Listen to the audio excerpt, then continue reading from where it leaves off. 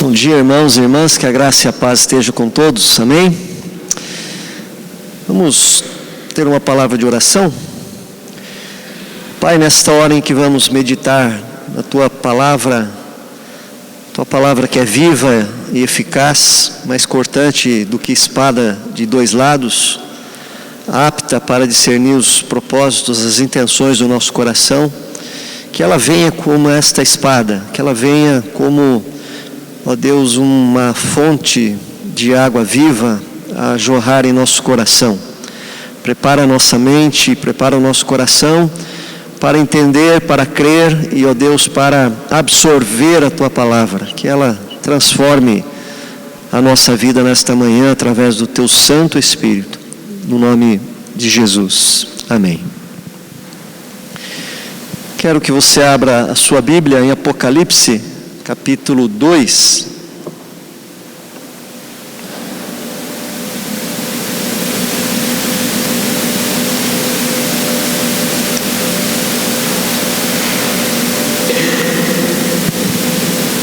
Apocalipse, capítulo 2, do versículo 1 ao versículo 7.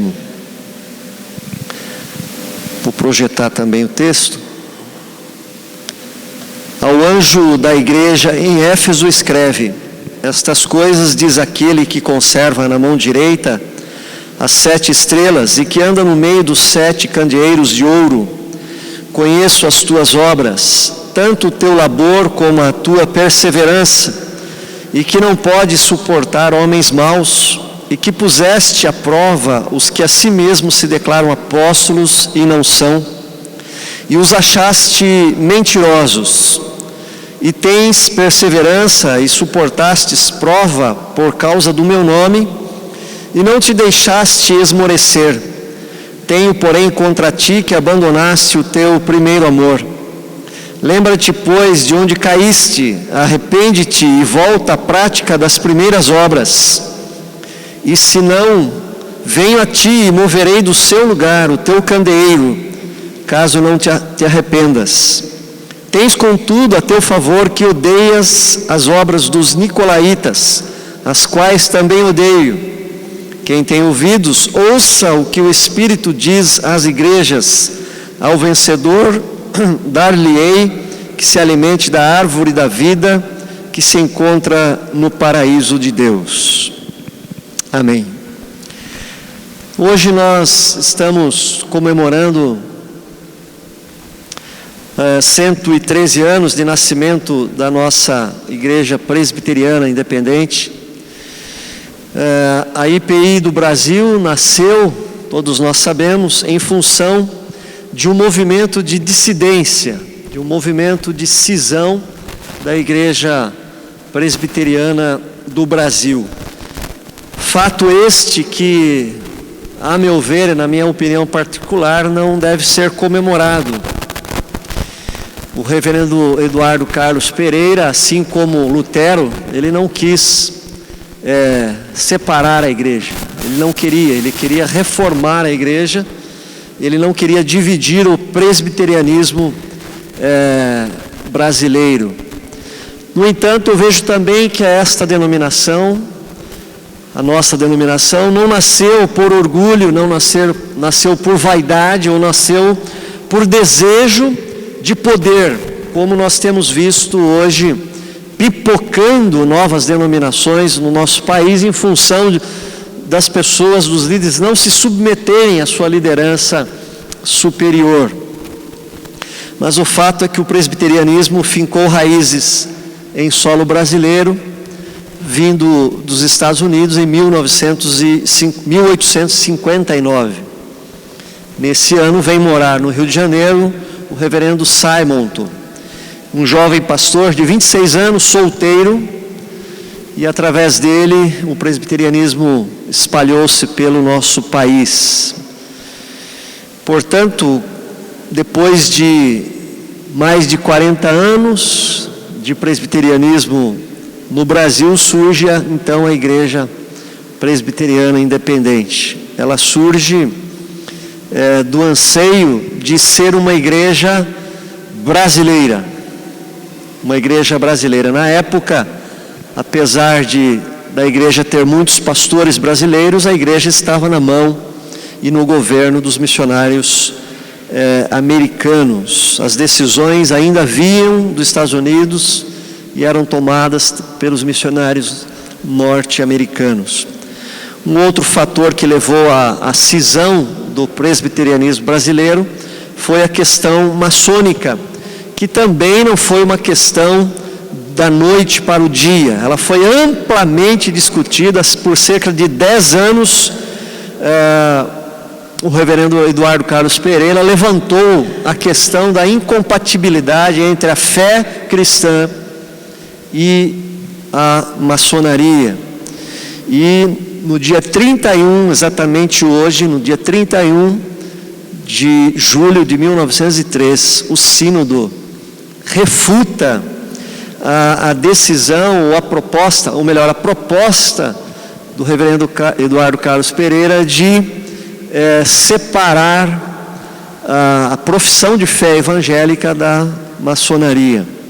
E diante da passividade do sínodo, o reverendo Eduardo Carlos Pereira e outros pastores e outros presbíteros, ele sai então desta reunião sob protesto, e aí nasce então a Igreja Presbiteriana Independente do Brasil. Queridos, olhando para a história de nossa igreja e olhando para o texto que nós lemos de Apocalipse, quando João escreve a carta à igreja de Éfeso, nós vemos certas semelhanças entre aquela igreja e a nossa igreja.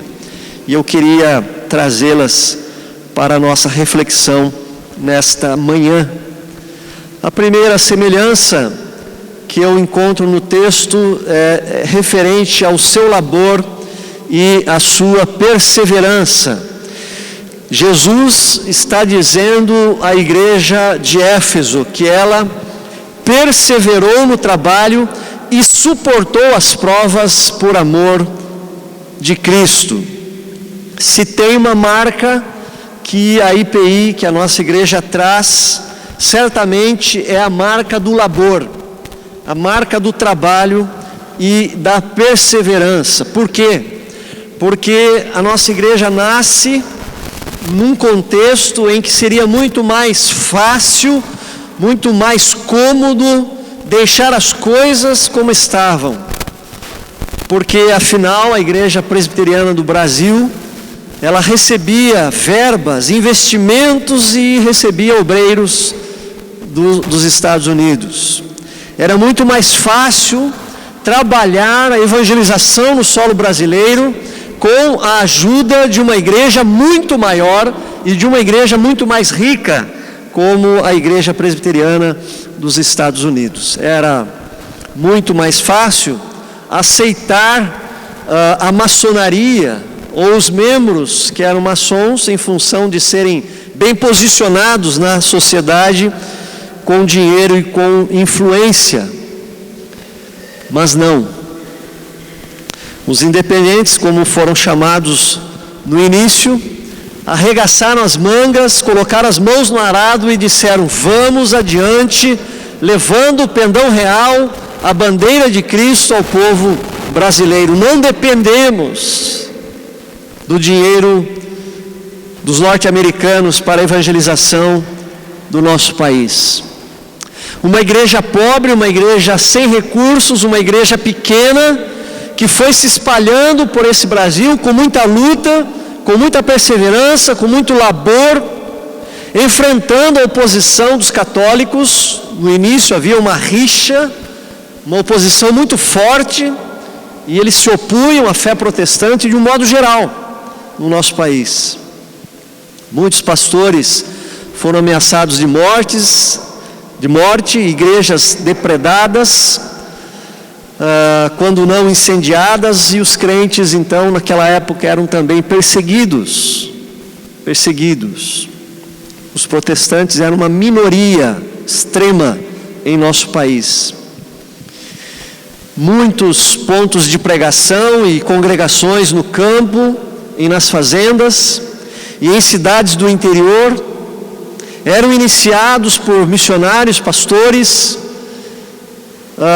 os fazendeiros se convertiam, depois se tornavam presbíteros, faziam uma capela na sua fazenda, e assim o presbiterianismo independente foi se espalhando, as capelas presbiterianas foram se espalhando, e faltava pastor para atender o rebanho, mas a igreja era tocada e o evangelho avançava no papel, através do grande papel que os leigos tiveram na IPI do Brasil e no presbiterianismo de um modo geral. Esse trabalho, esse fervor dos presbíteros e dos leigos da igreja, que nós precisamos de fato e urgentemente resgatar em nossos dias. E mesmo sem os recursos vindos dos Estados Unidos, a igreja floresceu, a igreja caminhou, a igreja perseverou, e esta é uma marca do presbiterianismo independente, uma marca da nossa denominação. Uma outra semelhança também que o texto traz, que Jesus faz referência à igreja de Éfeso, fora o seu labor e a sua perseverança, também é que ela guardou a sã doutrina. E Jesus elogia o fato da igreja de Éfeso desmascarar os falsos apóstolos, que eram mentirosos e ensinavam coisas erradas. Eu posso dizer, queridos, também que a sã doutrina, ou a doutrina sadia, também é uma marca da nossa querida IPI do Brasil. Nada que a gente crê, nada do que a nossa doutrina professa, está fora ou não está fundamentada na palavra de Deus. Conquanto tenhamos alguns pontos de polêmica e controvérsia, nós fundamentamos a nossa doutrina nas Sagradas Escrituras. Nós temos sido fiéis ao princípio da reforma, sola Escritura, só as Escrituras. E eu não sei se você sabe, mas a nossa denominação passou por muitas lutas nesta área doutrinária. Desde o início, ela foi forçada a aceitar a maçonaria, mas por achar que biblicamente a maçonaria está errada, ela rejeitou compactuar com essa sociedade secreta. Depois, na década de 40, sofreu um golpe com um grupo de pessoas que não acreditavam nas penas eternas, na condenação eterna. Mas ela manteve-se fiel à palavra de Deus, e a posição oficial da igreja foi manter a crença do juízo final. E em 72, a nossa denominação sofre também um outro golpe doutrinário diante do pentecostalismo da nossa pátria. Tanto em 1940 quanto em 1970, a igreja sofreu uma nova cisão. Em 1940, Igreja Presbiteriana Conservadora. Em 1972, a Igreja Presbiteriana Renovada. Então, nesta época da década de 70, sofreu essa invasão do pentecostalismo, mas também manteve-se fiel à sua doutrina histórica, reformada. E na década de 80, ela sofreu, em 90, sofreu também a influência da teologia da prosperidade, o evangelho do milagre, do dente de ouro, não sei se vocês lembram, do cair no espírito e de outras práticas, mas a igreja também não embarcou nesses modismos, tanto que o dente de ouro nunca mais ouviu-se falar, e outras práticas também. Nossa igreja sofreu influência também da teologia da libertação, que pregava que o pecado não é individual, mas o pecado é social. E uma teologia que tem o seu valor, com certeza, mas que não se preocupava com a salvação, com a evangelização, e nem com a santidade e a piedade pessoal. E a igreja também passa também por esse período, assimila um pouco dessa teologia, mas também não se converte totalmente a essa teologia. E eu queria dizer que todos esses movimentos têm também o seu valor positivo, né, a nos acrescentar com certeza.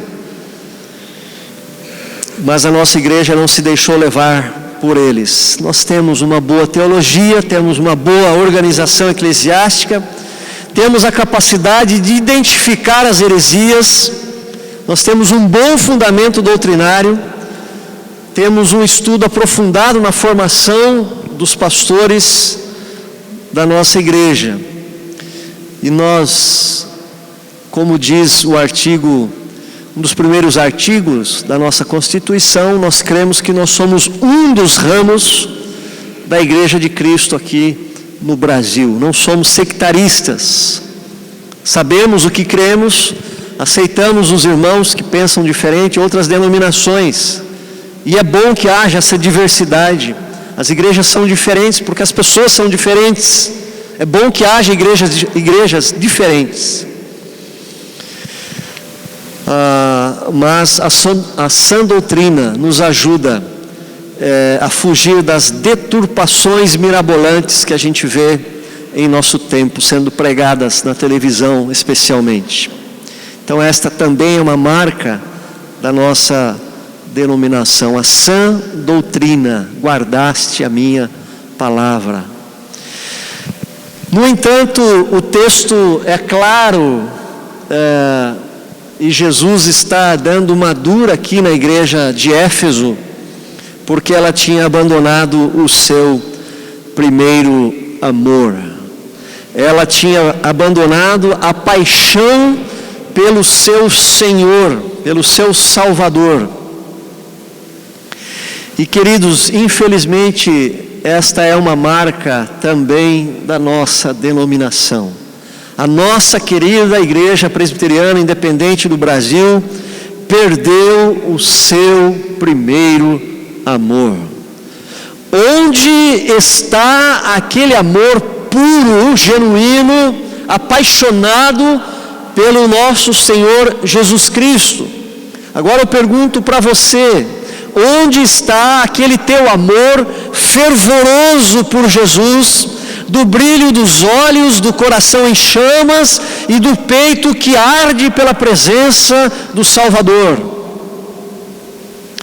Onde está o nosso primeiro amor que nos movia em dias frios, em dias de chuva, debaixo de sol para realizar a obra do Senhor?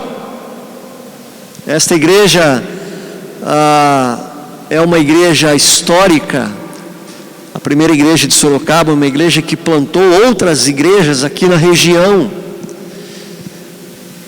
Nós sabemos que a mocidade saía aqui debaixo de chuva, ia lá para o Lopes Oliveira, Jardim Hungarês, amassar barro, empurrar carro que atolava na lama. Né? Os leigos da igreja se espalhavam pela cidade em pequenos grupos, em pequenas congregações, em cultos familiares, noites de frio, sem condução, com dificuldade. Queridos, onde está esse primeiro amor, essa paixão pelo nosso Senhor, que nos levava a fazer essas coisas, que hoje para nós são coisas difíceis?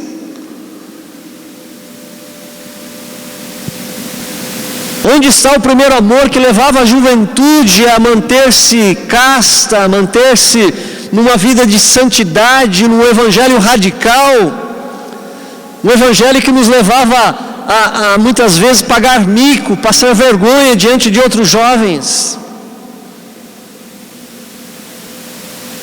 Onde está o primeiro amor que fazia com que a juventude permanecesse à frente da igreja até 11, meia-noite, conversando, cantando? Onde está esse fogo do Espírito, esse primeiro amor? Onde a mocidade ficava sonhando com uma igreja firme, forte, uma igreja viva, uma igreja grande.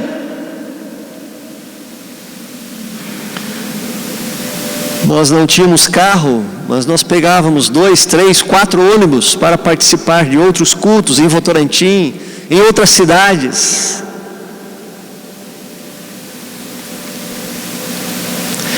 Eu me lembro que em pleno domingo à tarde, no verão de Sorocaba, às 3 horas da tarde, nós íamos para a favela, uma caixa de som, um violão, um microfone. Me lembro que uma das vezes que nós chegamos ali no Jardim Lilu, hoje Ipiranga, nós estávamos descarregando a caixa de som e nós assistimos uma execução, a queima-roupa, um homem dando um tiro no outro daqui, ali. Mas nós estávamos lá pregando o Evangelho. Queridos, onde está o nosso primeiro amor? Igreja, onde está o nosso primeiro amor? O primeiro amor implica em dizer: a minha alma tem sede de ti, meu corpo te almeja, como diz o salmista. Implica em dizer, como Pedro e João, quando estavam sendo ameaçados: antes importa obedecer a Deus do que aos homens. Primeiro amor implica naquilo que nós vemos também em Jó, quando depois de haver perdido todas as coisas, ele disse: nu eu saí do ventre de minha mãe e nu voltarei, mas bendito seja o Senhor. Primeiro amor encontramos também nas palavras de Paulo: eu estou crucificado com Cristo, vivo não mais eu, mas Cristo que vive em mim, por amor do qual eu considerei tudo como refúgio para ter a Ele, para ter a Cristo. Queridos, onde foi parar o nosso primeiro amor? Onde foi parar aquela paixão ardente pelo nosso Senhor e Salvador Jesus Cristo?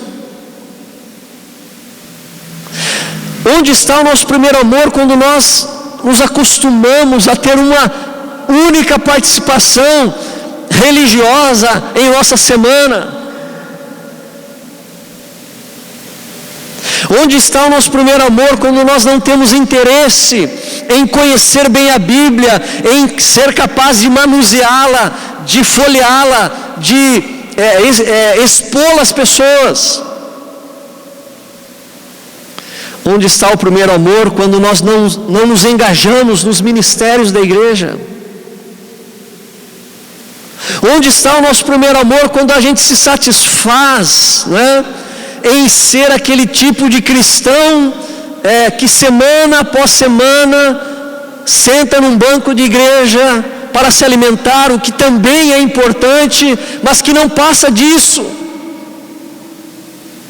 Fui numa igreja recentemente em Tupã, e lá atrás, naquela porta de saída, tem um banner: você está saindo agora para cumprir a sua missão.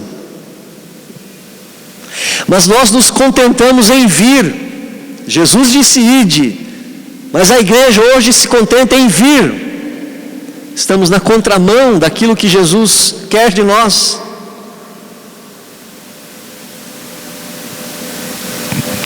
Queridos, onde está a centralidade de Cristo, a primazia de Cristo em nossa vida? Este primeiro amor que nos faz queimar de paixão pelas almas que estão sendo perdidas ao nosso derredor.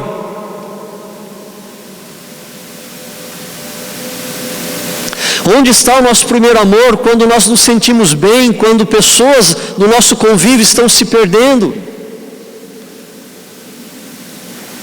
Muitas vezes os nossos filhos estão prosperando financeiramente, profissionalmente, estamos felizes, mas eles estão perdidos. Não estarão conosco na eternidade. Serão prósperos aqui na terra, mas não herdarão a vida eterna. Será que o nosso coração não se aperta, não queima? Onde está o nosso primeiro amor quando não temos prazer? Não temos prazer em ofertar. Não temos a consciência, a alegria de ser dizimista. Onde está o nosso primeiro amor? Onde Cristo está na nossa vida, queridos? Onde está o nosso primeiro amor quando não temos prazer em servir a igreja, em varrer um chão, passar um pano, em arrumar a casa de oração, em servir a porta, em visitar os órfãos, viúvas, o hospitalizado? Onde está o primeiro amor? As mesmas características da igreja de Éfeso eu consigo ver em nossa igreja. Jesus faz 2 elogios pela luta e perseverança dessa igreja, assim também como pela sua reta doutrina, mas Jesus também diz: eu tenho contra ti que abandonaste o teu primeiro amor. Talvez não de um modo total, mas muitas das nossas igrejas abandonaram o primeiro amor. Abandonaram aquela paixão do início, da conversão, desse amor fervoroso pelo seu Senhor. Sabe, aquele início de namoro, você que é casado ou tem namorada aqui, sabe do que eu estou falando. Aquele desejo, aquela paixão, aquela coisa do início. Quando nós somos encontrados por Cristo, a nossa vida muda tanto que nós ficamos absorvidos por Cristo, nós ficamos apaixonados e seduzidos por Cristo. Isto é o que nós chamamos de primeiro amor. Você quer estar junto, você quer conversar, você quer sentir, você quer amar.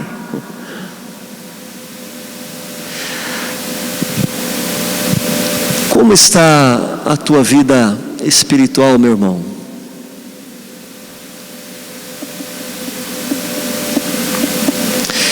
Jesus, assim como falou ao pastor e aos membros da igreja de Éfeso, ele diz o mesmo para o pastor ou pastores e membros da primeira IPI de Sorocaba. Lembra-te, pois, de onde caíste, arrepende-te e volta à prática das primeiras obras. Onde e quando? Porque vocês abandonaram o meu primeiro amor. Jesus está nos perguntando nesta manhã festiva de aniversário da igreja. Queridos, eu não tenho dúvidas de que nós precisamos urgentemente ser despertados. A igreja, não somente a nossa, mas outras denominações também precisam passar por um despertamento espiritual. Não sei se você ora por isso, eu tenho orado. O Evangelho é muito mais do que nós vivemos, tem um poder imensurável, e nós estamos experimentando apenas gotas, mas não chuvas. De certa maneira estamos acomodados, estamos parados. Nós fomos invadidos pelo mundo, pelos conceitos, pelas ideias, prazeres. Fomos invadidos pelo conforto do mundo. Nós parece que estamos dopados diante do conforto e da vida que o mundo nos oferece, que de fato é uma vida muito mais fácil e mais confortável do que há, por exemplo, 40 anos atrás.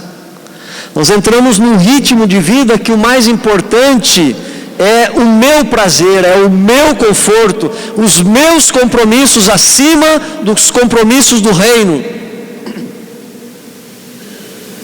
Onde está o Espírito Santo? Na igreja, na vida da igreja, que traz restaurações, que traz vida, que traz milagres, que traz ânimo, que traz força, que coloca Jesus como sendo o primeiro em nossas vidas.